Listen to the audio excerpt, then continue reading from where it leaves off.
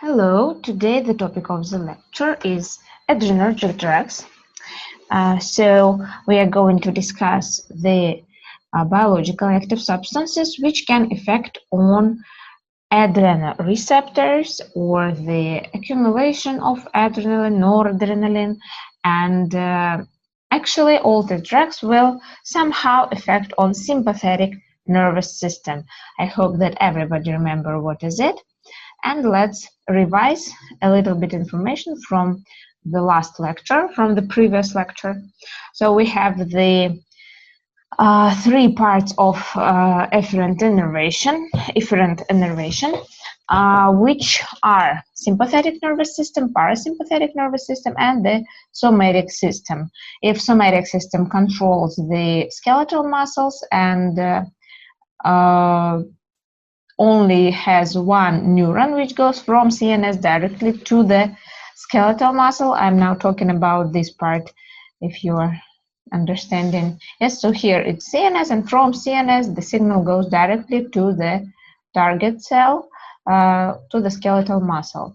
So the sympathetic and parasympathetic system, they are a little bit more complicated, as they have two neurons, preganglion neuron and postganglion neuron. Here also preganglion neuron and then postganglion neuron.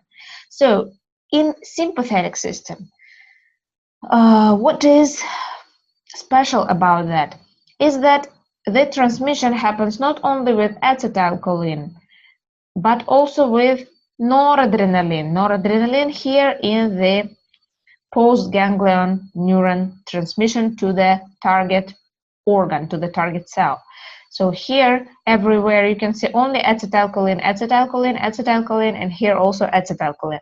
But only in this place, in the second neuron connection to the target cell in sympathetic system, we have norepinephrine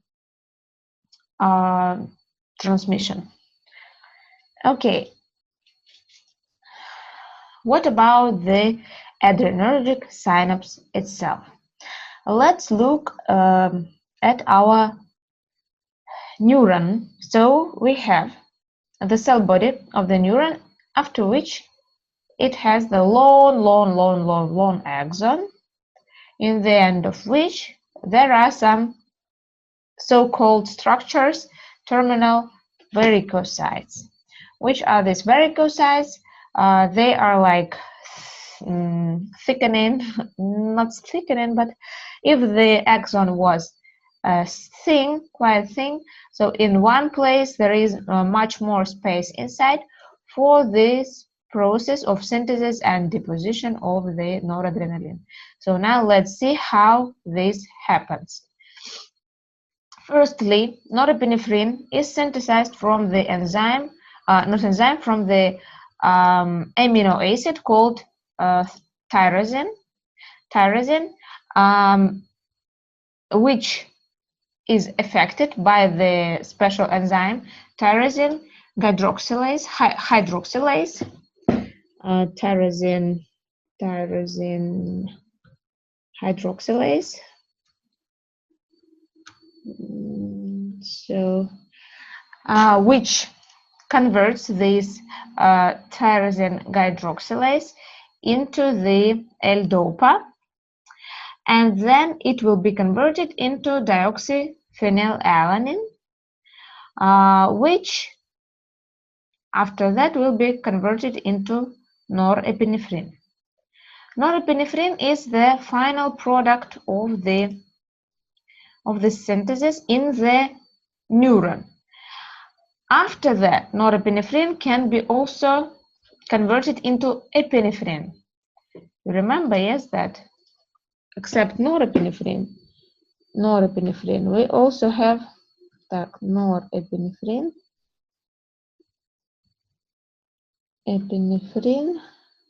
we have also epinephrine.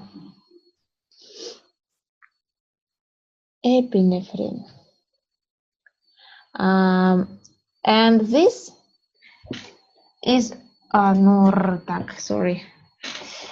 and this epinephrine, it has almost the same structure of norepinephrine, but in this norepinephrine we have one more extra methyl group, CH3, and in epinephrine it disappears. Okay, so now let's go back to our norepinephrine. What happens after the synthesis of norepinephrine? It will be stored in this deposition site in the vesicule inside the neuron. When the neuron will be stimulated somehow from the CNS, maybe there will be stimulation, or somewhere on the way, so doesn't matter. Anyway, when the neuron is stimulated, many calcium ions will go inside this neuron. So this influx of calcium ions can stimulate the norepinephrine to be released from the vesicle to outside the cell. So it goes out the cell, which provokes the stimulation of the norepinephrine sensitive receptors on the target cell. So you can see here that norepinephrine goes out here and it can attach to the receptors. So then it matters what is the type of effector cell. Some effector cells, they have alpha-1 receptors, some have beta receptors, some have alpha-2 receptors. Doesn't matter. Norepinephrine can attach to these receptors. If it can attach to receptors, then they will be stimulated and we will have some effect. I will write here. So we will have some effects of these receptors. We will later talk about that, what can be the effects of those receptors. Okay, what also can be?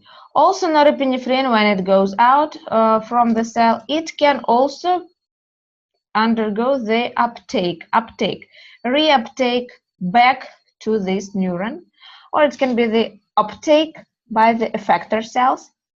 And if this process of uptake happens, then norepinephrine will be destroyed. Why? For example, if it goes here in the effector cell, there is a special enzyme, catechol orthomethyltransferase. Catechol orthomethyltransferase enzyme, which will destroy this norepinephrine convert norepinephrine into norepinephrine.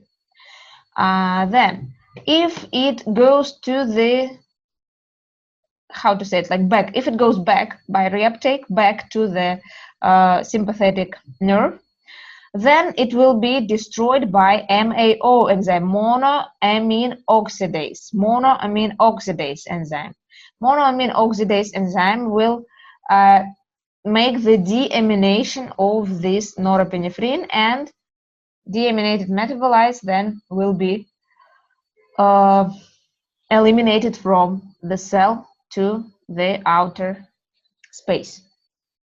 Okay, so this is what can happen with norepinephrine when it goes out from this vesicle to the synaptic cleft. Also, what can they make? They can stimulate, norepinephrine can stimulate the receptors not on the effector cell, but on the synaptic, presynaptic membrane. So you see, back on the cell from which it goes. If norepinephrine will attach to the alpha-2 receptors of presynaptic membrane, it will stop the release. You can see the minus is the inhibition. So these receptors are responsible for inhibition of the release of norepinephrine. So it helps us. Why do we need that? Because it helps us to prevent too much release of norepinephrine. So we can stop it.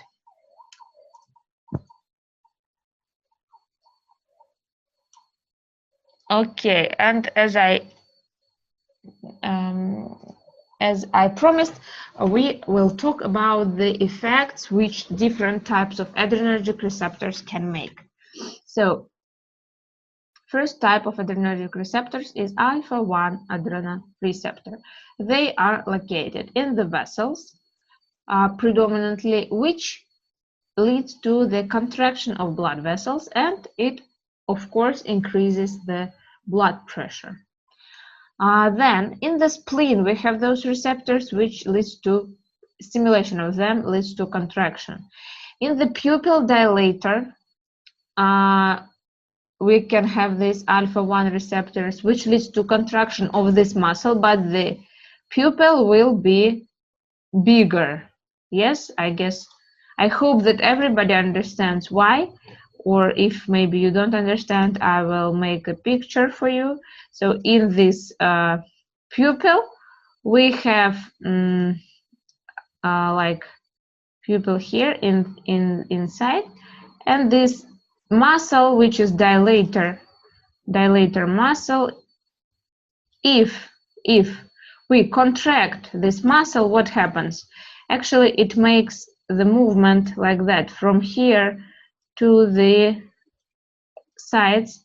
The muscles will contract, and finally, what will be the result? The result will be that the pupil will become bigger. The pupil becomes bigger because the muscle contracts and makes this. This is called mydriasis.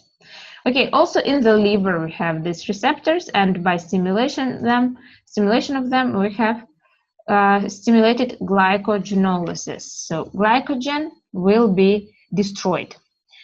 Then second type of adrenoreceptors is alpha-2 adrenoreceptors. They are located in presynaptic membrane of the adrenergic synapse, which we just saw in the previous picture. I can show you once again. Here, yes, in the presynaptic membrane, we have alpha-2 adrenoreceptors, yes? And the function is to reduce the release of catecholamines. Catecholamines, in this case, norepinephrine. Sorry. We also have the central nervous system and exactly the inhibiting cells of the vasomotor center.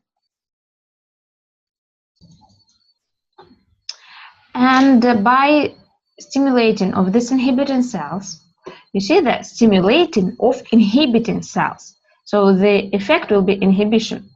Nevertheless, we stimulate because this is the function of the cells. It will reduce the effect of noradrenaline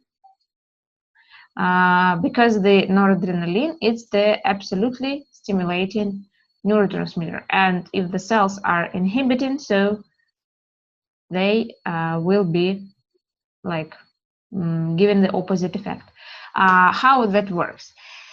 In the CNS, exactly in vasomotor center, there is a function of increasing the tone of vessels, increasing the tone pressure in the vessels.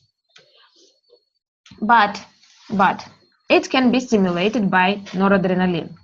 But if it works on the alpha-2 receptors, or the drug directly stimulates the alpha-2 receptors, so it will be no stimulating effect, and it will be no effect on increasing the tone of the vessels. Understandable? I hope yes. Okay, next. We have next beta-1 adrenoreceptors. They are very interesting because they have a very pronounced effect in many sites, and especially they really affect on the blood pressure. Why? Because the first application site is myocardium, which increases the heartbeat, increases the heart rate and the contractions of the heart, so it stimulates the heart in many ways. Liver. In the liver, beta-1 receptors will stimulation will stimulate glycogenolysis. Again, the glycogen will be destroyed with making energy for us. Yes. In skeletal muscles, the same. Again, for making energy for the skeletal muscles to use. And in the central nervous system, also there is an effect, as we just discussed about the tone of vessels. Yes, tone of vessels will be controlled by the central nervous system, the vasomotor center. And in case of stimulating of beta receptors, it will be not the inhibition, and now it will be activation. So the dose will be increased very much. Okay, next. In the arterioles, vessels of vital organs, we have the beta-2 receptors. Beta-2 receptors, unlike alpha-1 and beta-1 receptors, they are relaxing receptors. You can write it down that beta-2 is always for relaxing. And here you will find this answer in the table, that it actually gives us relaxation everywhere. If we're talking about beta-2 receptors in arterioles, it will be relaxation and increased blood flow. If we're talking about bronchi, it will be relaxation, which can be used, by the way, for bronchial asthma. Yeah? In uterus, we also have reducing contractility, which can be useful in case of pregnancy. Adipose tissue, we have increased lipolysis, the only one not relaxing but activating, and in pancreas also.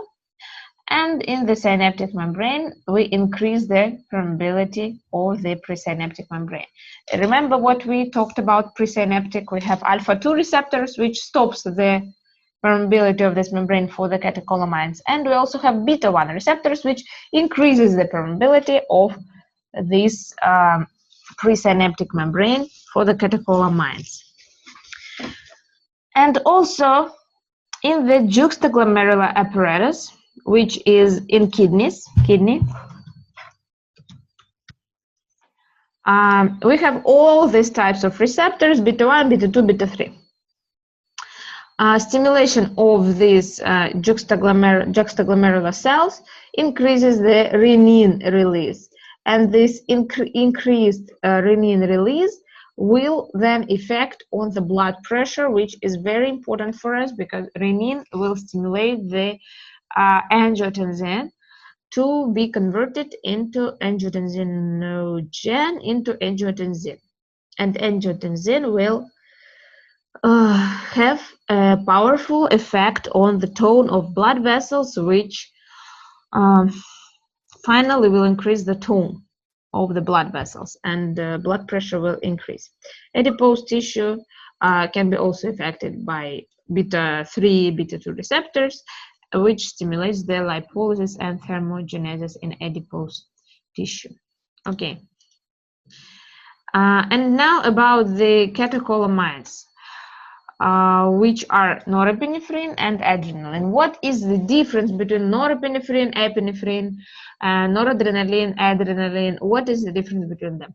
Norepinephrine is the mediator, which is synthesized in the vesicles of the adrenergic synapse, which I showed you, yes, in the nerve. In the nerve they are synthesized, norepinephrine, and it carries out the synaptic transmission. So this is all connected to the nervous system, yes, nervous system. And adrenaline, or epinephrine, we can call it, it's the hormone produced in the adrenal medulla and secreted into the blood. See the difference? This is a hormone, this is a mediator, neurotransmitter. This is in CNS, this is in the blood. So this is our main difference in the blood and CNS. Also in the structure, as I showed you, as I told you before, there is a little bit difference with one extra methyl in norepinephrine and without in the epinephrine. Let's look at this structure about this methyl. That what the structure is the same, and one only difference is this methyl. In norepinephrine we don't have, in epinephrine we don't have it. In norepinephrine we don't have it, and in epinephrine we have it. So no, stop.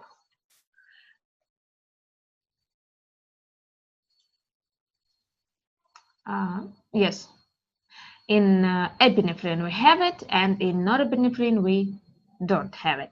So this is the structural difference, and also which we just discussed the just 1 second, adrenaline, which is hormone, and noradrenaline, norepinephrine, which is neurotransmitter or mediator, also we can say. So this is located in the nerves, and this is in the blood. Okay, and for your clear understanding, the structure of all the drugs should be quite similar to this natural stimulants of the adrenoreceptor. So what is similar in this structure? We can see that absolutely sure the structure will have this ring, yes, and these hydroxides, вот это вот, OH, here and here in this position, after one corner from this big radical. And then also here we have methyl with this OH group again, yes, hydroxyl, then again one more, and the bigger this radical is, the more affinity to beta receptors the drug has. The less, for example, here in noradrenaline, we don't have this radical, so it will have more affinity to alpha receptors. Here, more alpha receptors. It will block or not block, stimulate alpha receptors. In this case, there is a radical, but it is quite small, so it can affect on alpha and beta. And for example, in isoprenaline, you can see that radical is much bigger, so it can stimulate only beta receptors. The more radical is, the more affinity to beta receptors and less affinity to alpha receptors. Here nothing, so alpha. Here something, so alpha and beta. Here not just something, but a big radical, so only beta. Напишу еще раз. The bigger radical is, the more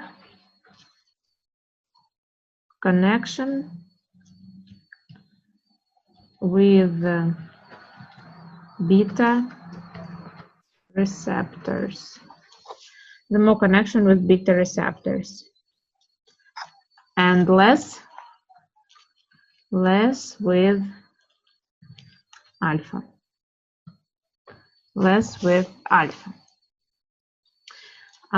So this is the rule. The bigger radical is, the more connection with beta receptors and less with alpha. So that is how we understand that noradrenaline works predominantly with alpha receptors, adrenaline with both, and isoprenaline, the drug isoprenaline, stimulates only beta. Okay. Так. Next, role of also the hydroxyl radicals, they play a big role. I told you about these radicals, yes, which are after this amino group CH3, CH3, but also these radicals, hydroxyl radicals, they also play a big role, yes. They are not just like by mistake they put here in these places. No, they really play a big role, and now we'll discuss what is that role. Due to hydroxyl radicals in this benzene ring, catecholamines actually bind to adrenergic receptors. So without them, with a ring only, your drug will have no possibility to bind to the adrenergic receptor. And radicals are substrates for the action of the enzyme catechol or methyltransferase, which will methylate the catecholamines. About this catechol orthomethyl transferase, we talked 2 slides before when we talked about the synapse. Yes, that it can not destroy but change the structure of the catecholamines, which makes them